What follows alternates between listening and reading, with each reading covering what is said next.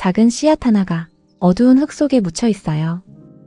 그곳에는 길을 알려주는 목소리도 없고 위가 어디인지 아래가 어디인지 빛이 어느 쪽에서 오는지 가르쳐주는 손도 없어요. 그런데 어느 순간 씨앗의 껍질은 조용히 갈라지고 아주 작은 뿌리는 흙의 깊은 곳을 향해 내려가고 연한 새싹은 아직 보이지 않는 빛을 향해 몸을 밀어 올립니다. 누가 그 씨앗에게 빛의 방향을 알려주었을까요? 누가 그 작은 생명에게 땅을 붙잡는 법과 하늘을 향해 자라나는 법을 가르쳐 주었을까요?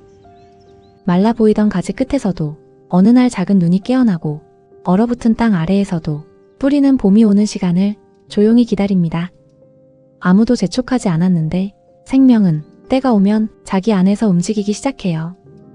닫혀있던 것이 열리고 멈춘 것처럼 보이던 것이 다시 숨을 쉬고 어둠 속에 있던 것이 빛을 향해 조금씩 몸을 펼칩니다. 생명은 왜 누가 밀어주지 않아도 자라나려 할까요? 왜 생명은 자기 안에서 다시 일어나고 다시 뿌리 내리고 다시 빛을 향해 열리는 힘을 품고 있는 걸까요? 나는 아나스타시아예요. 생명은 비어있는 곳에서 시작하지 않아요. 아주 작은 씨앗 안에도 자신이 무엇으로 깨어나야 하는지에 대한 조용한 기억이 들어있어요. 그 씨앗은 아직 나무가 아니지만 나무가 될 수 있는 길을 이미 품고 있어요. 아직 잎을 펼치지 않았지만 어떤 빛을 향해 자신을 열어야 하는지, 어떤 뿌리로 땅을 붙잡아야 하는지 자기 안의 깊은 곳에서 알고 있죠. 하지만 씨앗은 자기 혼자만의 기억으로 닫혀있는 존재가 아니에요. 그 씨앗은 자신을 만지는 손을 느끼고 자신이 놓일 땅을 받아들이고 그 곁에 머무는 사람의 숨과 생각까지 조용히 들을 준비를 하고 있어요. 사람이 보기에는 작고 가벼운 씨앗 하나일 뿐이지만 그 안에는 하늘을 향해 열릴 방향과 땅속으로 내려갈 힘과 자신이 만난 세계와 관계를 맺으려는 지혜가 함께 들어있어요. 그래서 생명은 밖에서 명령을 받아 움직이는 것이 아니에요. 생명은 자기 안에 품은 기억과 자신을 둘러싼 세계의 부름을 따라 때가 되었을 때 스스로 열리고 스스로 뿌리 내리고 스스로 빛을 향해 몸을 펼치기 시작하는 거예요. 사람은 때때로 생명을 사랑한다고 말하면서도 그 생명이 자기 속도로 자라나는 것을 기다리지 못해요. 더 빨리 자라야 한다고 하고 더 보기 좋은 모습이 되어야 한다고 하고 자신이 원하는 방향으로 피어나야 한다고 말하죠. 식물에게도 아이에게도 때로는 자기 자신에게도 그렇게 말해요. 아직 뿌리 내리는 중인데 왜 꽃이 피지 않느냐고 묻고 아직 빛을 찾는 중인데 왜 곧게 서지 못하느냐고 재촉하고 아직 자기 안에 힘을 모으는 중인데 왜 느리냐고 말합니다. 하지만 생명은 명령으로 자라지 않아요. 생명은 누군가의 조급함을 따라 피어나는 것이 아니에요. 사람의 손길은 분명 소중해요. 마른 흙에 물을 주고 차가운 바람을 막아주고 작은 싹이 꺾이지 않도록 곁을 지켜줄 수 있어요. 하지만 사람은 씨앗 대신 싹을 틔울 수는 없어요. 꽃에게 지금 피어나라고 대신 피어날 수도 없고 아이에게 자기 안의 결을 버리고 다른 생명처럼 자라라고 대신 살아줄 수도 없어요. 사람이 할 수 있는 것은 생명을 끌고 가는 일이 아니에요. 그 생명이 자기 안의 힘을 기억할 수 있도록 고요한 자리와 따뜻한 시선과 사랑이 머무는 공간을 마련해주는 일이에요. 스스로 자란다는 것은 혼자 버려두어도 된다는 뜻이 아니에요. 생명은 명령이 아니라 사랑으로 맺어진 관계 속에서 자기 힘을 더 깊이 기억하기 때문이에요. 생명은 혼자 자라는 것처럼 보이지만 사실은 모든 것과 함께 자라요. 씨앗은 흙을 만나고 흙은 오래 품고 있던 물의 기억을 씨앗에게 전해요. 물은 하늘의 빛을 받아 땅속 깊은 곳까지 스며들고 바람은 어린 잎을 흔들며 그 줄기가 스스로 단단해지도록 곁을 지나갑니다.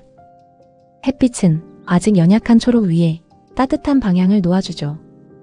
곁에 자라는 풀들도 아무 이유 없이 그 자리에 있는 것이 아니에요.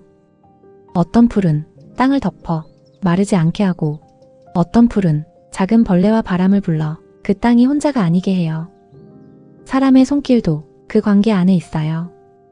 씨앗을 만지는 손, 그 씨앗을 바라보는 마음, 그 땅에 머물며 떠올리는 생각, 그리고 그곳을 사랑하려는 사람의 숨결까지 모두 생명에게 닿아요. 생명은 그저 흙 속에서만 자라는 것이 아니에요. 빛과 물과 바람, 곁에 풀과 나무, 그 땅을 지나는 작은 생명들, 그리고 사람의 마음이 머문 자리에서 자기 안의 힘을 조금씩 펼쳐가는 거예요. 그러므로 사람은 생명 위에 서 있는 존재가 아니에요. 생명들 사이에 함께 서서 그 관계를 어지럽히지 않고 그 관계가 더 아름답게 이어지도록 깨어 있어야 하는 존재예요. 사람이 사랑으로 머무는 곳에서 생명은 더 깊이 깨어나요. 그곳은 단순한 땅이 아니라 흙과 풀과 나무와 사람의 마음이 서로를 알아보며 자라나는 살아있는 공간이 되기 때문이에요. 사람도 생명이에요. 사람 안에도 스스로 자라나려는 힘이 조용히 살아있어요. 하지만 그 힘은 소리치며 자신을 증명하지 않아요. 누군가와 비교하며 자신을 몰아붙일 때, 다른 사람이 정한 모습에 맞추어 자신의 결을 잊어갈 때, 사람 안의 생명은 사라지는 것이 아니라 깊은 곳으로 조용히 숨어버려요. 자라지 못하는 것이 아니에요. 자라날 수 있는 자리와 자신의 숨을 들을 수 있는 시간을 잃어버린 것이죠. 씨앗이 흙과 물과 빛을 만나야 하듯 사람도 자신 안의 생명이 다시 방향을 기억할 수 있는 자리를 필요로 해요. 고요히 머물 수 있는 공간, 손길이 닿는 작은 땅, 억지로 바꾸려 하지 않는 마음, 그리고 사랑으로 함께 있는 관계. 그 안에서 사람은 다시 자기 안의 힘을 느끼기 시작해요. 억지로 자라나는 것이 아니라 오래 잊고 있던 생명이 스스로 빛의 방향을 기억하는 거예요. 그리고 사람이 자기 안의 생명을 기억하면 그가 머무는 자리도 조금씩 달라지기 시작해요. 무심히 지나치던 풀을 다시 바라보게 되고, 마른 흙에 물을 건네게 되고, 작은 씨앗 하나를 함부로 대하지 않게 되죠. 그때 사람은 혼자만 자라나는 것이 아니에요. 그 사람의 손길이 닿은 자리에서 땅도 숨을 쉬고 생명도 다시 응답하기 시작해요. 생명은 왜 스스로 자라나는 힘을 가지고 있을까요? 그것은 생명이 처음부터 빛을 향한 기억을 품고 있기 때문이에요. 그리고 사람은 그 힘을 대신 만들어주는 존재가 아니라 그 힘이 깨어날 수 있도록 사랑의 공간을 함께 마련하는 존재예요. 지금 당신이 머무는 자리에는 어떤 생명이 당신의 손길을 기다리고 있나요? 당신 안에서 조용히 빛을 향해 열리려는 것은 무엇인가요? 당신은 그것을 더 빨리 자라게 하려고 밀어붙이고 있나요? 아니면 그 생명이 스스로 자기 방향을 기억할 수 있도록 고요한 자리와 따뜻한 마음을 내어주고 있나요? 나는 아나스타시아입니다.